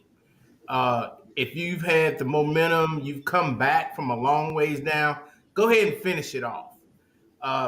If you've been winning the whole game, then go ahead and tie it up and let's play for overtime. But I think it depends on the circumstances when you make that last score. But I don't think home field has anything whatsoever to do with whether you go for the win or go for the tie. All right. That's it, Coach Gary Richmond. We're going to stay with you on this next question here, Coach versus Coach. Besides the final score, what is the most important stat in a high school football game? Turnovers. Definitely turnovers. If you don't have the ball, you can't score. If the other team takes the ball from you and they score, you can't win. So it's got to be turnovers. I mean, I think Gary was trying to get to the point, but he stopped at the end and went the wrong direction. It's time of possession. If you don't have the ball, you can't score. Like, if I have the ball, you can't do anything to make it happen. So, to me, it's time of possession. And I get being a tempo coach saying that time of possession is important. It's ironic. Whatever. If I've got the ball, you can't do anything with it. But ultimately, I want to answer the question and say, I don't give a dang what the stats or whatever it says. If I got more points than you, we won. That's all that matters. I've been in a situation where we've won and had maybe 120 yards total offense, and I've been in a situation where I've scored 30 and we've had freaking 400 yards offense and lost. So the final score really is the only important thing, but, we like to argue. Yeah, I mean, of course, the final score is the final stat, but like I said, what if I score on the first play of every possession? Then time of possession doesn't mean anything. It's turnover. The opponent clearly doesn't mean anything either if you're scoring on the first possession. We're talking about real games here. All right, Coach Grice, so we're going to stay with you. This is an interesting question to me. Me being one of the old school guys, I know how I feel about it. But best uniform combination in football, all white on the road or a solid color at home? I want to know what you think. Oh, all white on the road is just, to me, is the cleanest, just I'm here for business uniform combination there is. Every team that's worth anything has a wonderful, beautiful, just all white. We're here for business. That was a fun thing last year on our, little run Mallard Creek when we went to Butler. We're out there and they're all white. And of course, as we become superstitious guys through the playoffs, taking that thing up to Asheville, being up there in the cold, just repping our all white. It's just too clean. It just signifies, hey, we're just here for business. You feel godly. You feel amazing with that all white on the road. He's right. I hate it. I hate that he went first because he's right. I like. That's why you receive. You wanted the third. That's why you receive. He's right. That all white. I mean, it just depends on what your school colors are. Some school colors are not appropriate for the jersey and the pants looking the same. I mean, say if your school colors are purple, you come out, you looking like Barney. You got a bunch of Barneys running around. So it kind of. He said that because we have purple. That's. But my bad, Bryce. I didn't even think about you at a purple school. No, one thing I'll say that we've started doing that we did at Hopewell, we've done it here at Cox Mill. I like the white bottom, especially being in a turf field. I like the white home bottoms with your solid color. I don't know, that's been like a fun homecoming, senior night. Like for senior night, we did the teal with the white pants. That was good. It's just a nice, clean, you're here to play, but that solid color lets everybody know we're home. Man, I agree with both of y'all. I'm going to go to Alabama. I'm going to go to T.C. Williams and remember the Titans, all white. Think of TK's run at Independence. Them road games, the Patriots wore all white. It's the most clean-looking football. I was told this a long time ago. Less is more. I got to agree with both you two men. Had to do it. All right. That Barney comment was crazy. No, Gary had me dying with the Barney comment. Gary's witty. But Gary is very witty. I also like the white top with the colored bottom, like the Panthers had on Sunday with the white with the black belt. I like that too. But I do like the all white. Butler Panthers look like they stepped out of the 1950s with them. No, I love that look, man. I love that. Butler played, I think, in the 211 state championship game. I had the year wrong. They were all white at Chapel Hill. They were like brand new. I was like, man, that looks good. And I went to go get something to eat. They were up like 21-0 when I got back. They played really well. That's one of the best teams I've ever seen, by the way. You mentioned Butler. Look out. That team looks good. Yeah, they got it a couple weeks ago. They definitely got it going. They look good this past Friday night. Hey, I want to mention the Panthers should stick with that same uniform combination they had last week always. You know why? They won? Because they won. Cameron, you had a thought on the 4A rankings. I dogged you out there before. They're killing me. Yeah, you just can't drop Chambers that low after losing a close game like that to Huff. I mean, they were in third place and Huff was in fourth. No, absolutely. I'll tell you, because Chambers has not gotten it done this year. Chambers is not a great football team. Well, they beat Nick Drew. Huff is not a great football team. I'm put up calling 20 it right now. plus on Nick Drew. Chambers is not a great football team. Then Huff is not a great football team. Huff is a great football team. Alex, no, they're not. They just barely beat Chambers. Mr. Lash is going to be on you with his petty. This is coming from the same guy that don't have Shelby in the 2A. Come on. I am sick and tired of this posturing with all of these schools who claim to be so great, who can't get it done in impressive fashion. Well, you better hope it rains in that 4-H. They won. Hope it rains. How does Huff then rank? I hope it rains every year. Well, I can't wait till next year. Highlights gives a copy of this, puts it over some slow motion. Bring it on. I cannot wait. I'm you better hope it rains. right just now. like you better hope a hurricane comes in December. None of these teams could play with the Independence teams of the early 2000s. None of these teams could play with the Butler teams that followed Independence. None of these teams could play with the Richmond teams of 98 and 99. These teams are not that good. That's about the only thing I agree with you tonight. That's irrelevant. That's not a talking point here. We're not comparing those teams to those teams in the past. That's irrelevant. But we're talking relative to this season. Exactly. So, Alex, that point is so irrelevant. I'm talking to the posturing these teams are doing, trying to act like they're so great. That's what I'm talking about. Now Cardinal Gibbons has started doing those videos too, the slow motion videos. They're doing the same thing. No one's doing the same thing. I'm just saying. You can do that when you have a ring right now. I got the ring. I can't. Hey, look, I got to sit down. He calls the ring. They got the ring. Got the ring. Nick Drew's defense got the ring. Cameron, you were going to sit in for the big star who's not here tonight, so you get the final word. Yeah, I'm just gonna, really say thoughts and prayers with Mallard Creek. That's a very unfortunate situation. I'd hate to put myself in, those kids' shoes right now and just have to go out there and play this week. But thoughts with them. Looking forward to the games this week. I'll be at Audrey Kell and Myers Park. It'll be interesting to see how well Myers Park plays. Coming off. Did they win last week, Langston, or were they on bye? Who? Myers Park. They won bye. Okay, they were on bye. Well, they won the week before then against Barry. So it'll be interesting to see how they play against that Audrey Kell defense.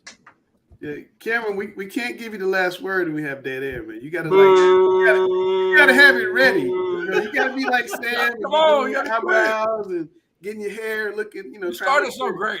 You gotta have the dead air. I don't have the dreadlocks. You gotta next time I'll just shout out Nick Drew. Sam is watching right now. You gotta know your facts. No. But this is a sneaky big game for Myers Park because they want to kind of be back on the comeback train. If they can knock off Audrey Kell, it would put them in place to turn a playoff spot. So it's a big game for them. They got a monster crowd over there. Both sides should be packed out. Should be a fun game for you to go watch. What you say, Chris? Oh no, I'm giving subliminal messages to Grice. He knows what I'm looking at. His comment. All good. But look, man, it's been a fun show. We're a little heavy, and I knew we were going to be heavy today. I apologize. But Chelsea will be back next week. Sam will be back next week. We'll have a good time. I'm Langston. That's Gary. That's the guru, the number one voice of high school football. Dale Ross, who's disappearing. Dale Ross. Alex Bass. And you see why we call Alex Bass a contrarian. You've seen it during the show. Chris is back on the Sunday. Dale had to turn off his iron. I know, right? The iron's still sitting here now. The iron's still here. That's Coach Price, the number one color guy in North Carolina, number 2 voice high school football, and Cameron Williams, the guru in training, and we are Talking Prep.